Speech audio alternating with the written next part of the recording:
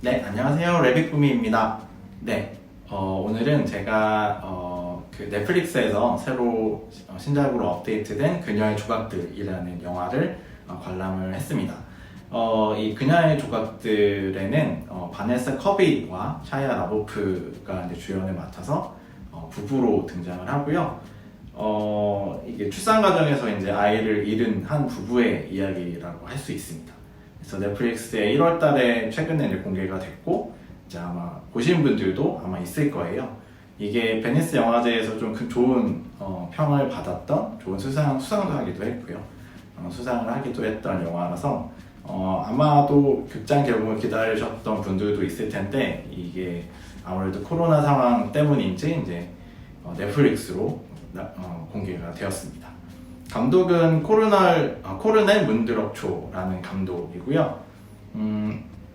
이 감독이 이제 헝가리 감독이에요. 헝가리 감독인데 화이트 갓이나 주피터스 문이라는 영화를 보신 적이 있을 거예요. 극장에서 개봉도 소규모지만 개봉도 하기도 했고요. 그래서 아마 그 영화를 좀 많이 보셨다면 이름은 들어보셨을 영화들이고요. 이런 영화들을 이제 연출하면서 좋은 반응을 이끌어내기도 했습니다.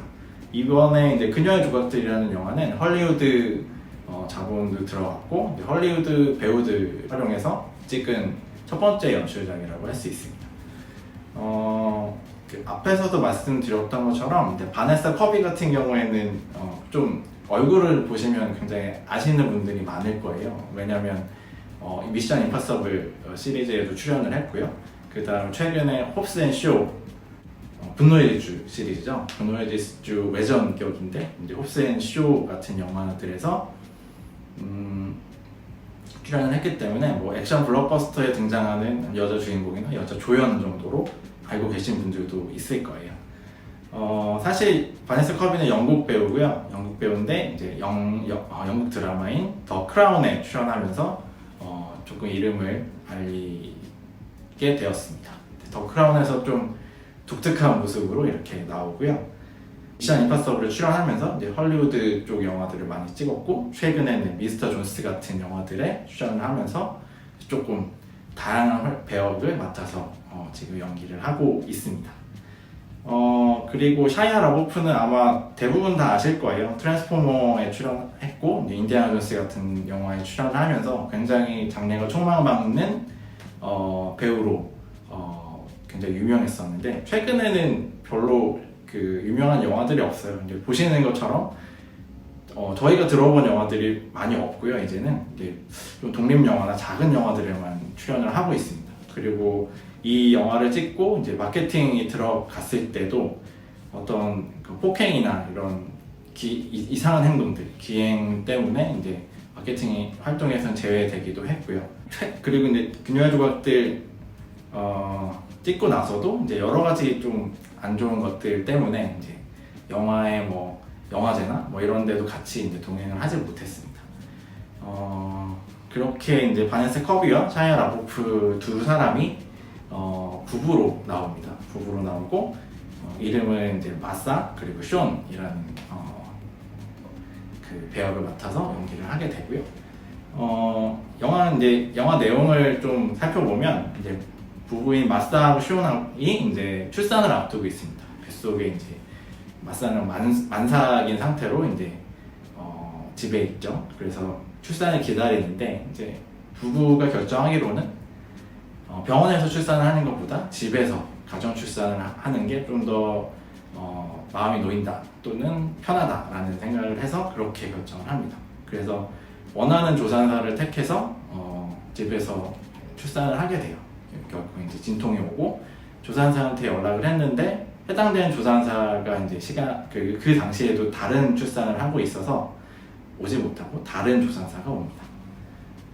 그래서 그렇게 다른 조산사가 친절하고 전문적으로 조금 리드해서 출산을 과정을 이제 하게 되는데, 이 출산을까지 다 이제 완료가 됐어요. 완료가 돼서 아이까지 나왔는데 아이가 그만 숨을 거두고 맙니다. 그래서 마사하고 숀이 굉장히 충격이 있었고 그 출산의 과정이 영화의 한 30분 정도를 할애해서 초반에 보여주게 됩니다. 그래서 그 출산하는 과정을 그렇게 보여주고, 그다음에 타이틀이 올라가고, 그다음에 마스하고 쇼의 이제 그 상실감에 대한 그 감정들을 이제 연기로 보실 수가 있고요. 그런 상실감을 극복하는 방향과 방법에 대한 이야기가 영화 전반에 깔려 있다고 생각하시면 됩니다. 영화는 사실 전반적으로는 굉장히 우울하고 그런 상실한 그런 상실감 때문에 우울하고 조금 뭐 늘어진다고 생각하실 수도 있고요. 그런 감정적인 부분의 묘사, 그리고 주인공들이 어떤 방향을 바라보고 있는지를 좀 중점적으로 놓고 이야기를 한다고 생각을 하시면 됩니다. 그래서 그런 것들을 이제 감안하고 좀 보셔야 되는 부분이고, 조금 우울한 영화예요.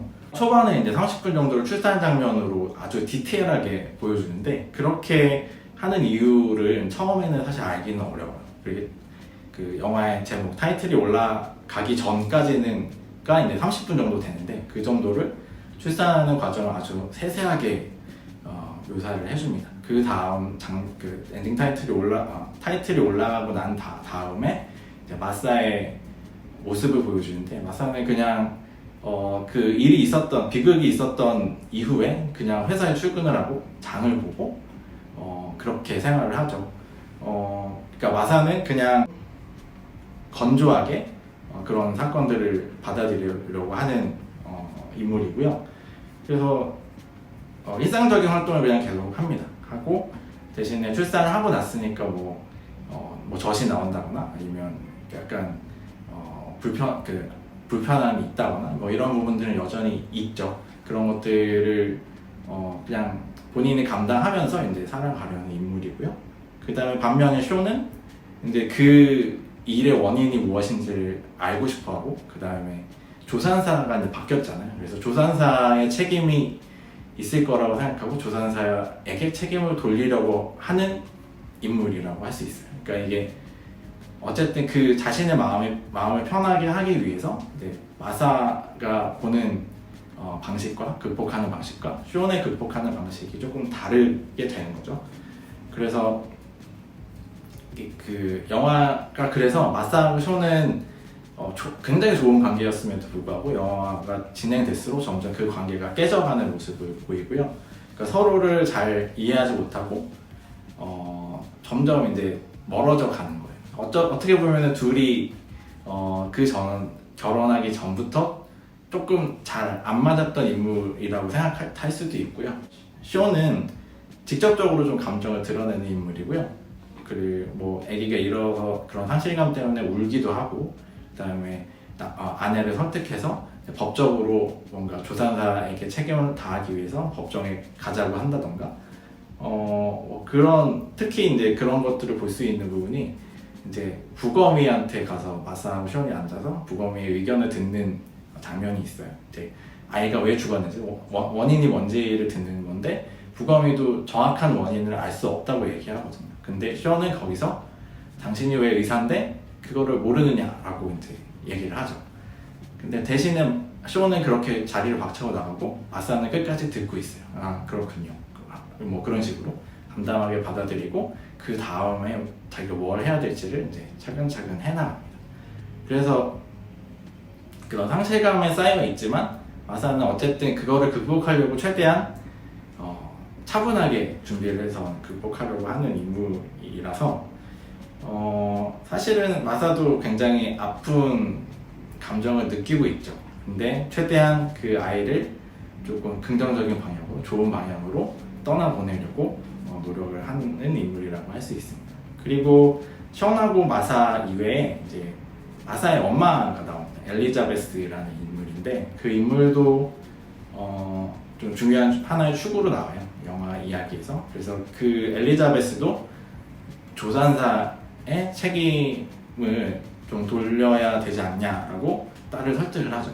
그러니까 그렇게 다른 사람에게라도 책임을 전가해서 그 딸이 빨리 어떤 상실감에서 빨리 벗어났으면 좋겠다는 그런 의도를 가지고 행동을 하는 인물이라고 할 수 있습니다. 그래서 영화는 일단 초반에 30분은 출산 장면을 보여줬잖아요. 그 이유가 이제 후반부까지 보고 나면 그 이유를 아실 수가 있을 거예요. 후반부에 이제 마사가 어떤 법정에서 이제 어떤 발언을 하게 되는데 그 발언까지 오기까지 관객들은 이제 그 30분을 가지고 각자가 가진 판단을 하게 됩니다. 이게 어디서 잘못됐는지 아니면 누가 잘못한 건지 이런 것들은 사실 그냥 있는 그대로 30분을 보여줬기 때문에 관객마다 조금씩 다를 수는 있겠죠. 그래서 그런 것들을 보고 그리고 마사랑 션 그리고 엘리자베스가 중간에 어떤 관계, 어떤 방향으로 보고 행동을 했는지 그런 것들을 보고 마지막 장면까지 보면 그 마사의 감정이 아마 다 이해가 되실 거예요. 굉장히 마사는 거의 울음을 터뜨리지 않는데 거의 마지막에 법정 장면에서는 울음을 터뜨리게 됩니다. 이게 영화가 다른 건 모르겠는데 바네사 커비의 연기가 굉장히 좋은 영화이고요. 굉장히 담담하게 그런 환생감을 표현해낸다고 볼 수 있습니다. 그래서 액션 배우로만 조금 기억을 하시는 분들이 많을 텐데 굉장히 자기가 이렇게 연기를 잘할 수 있다라는 것을 이제 보여주는 영화라고 할 수 있습니다. 그래서 베니스 영화제에서 여우주연상을 탔고요. 이게 바네사 커비가 이제 법정에서 이제 울면서 이렇게 발언을 하는 장면은 굉장히 몰입감도 좋고 어떤 관객들을 설득하는 것처럼 보여요. 그 법정에 있는 모든 사람을 설득하는 내용이기도 하고 자기 자신의 엄마한테 얘기하는 얘기도 하고 그리고 죽은 애기한테 하는 얘기이기도 합니다. 그래서 그 장면이 굉장히 인상적으로 저는 느껴졌습니다. 그리고 영화의 마지막 장면이 이제 어린 마사가 사과나무에 올라가서 사과를 따서 이제 먹는 모습이에요. 근데 출산할 때도 그렇지만 사과향이 난다는 얘기를 많이 하고 사과향을 또 마사가 좋아해서 사과를 중간에 먹는 장면도 나오고요.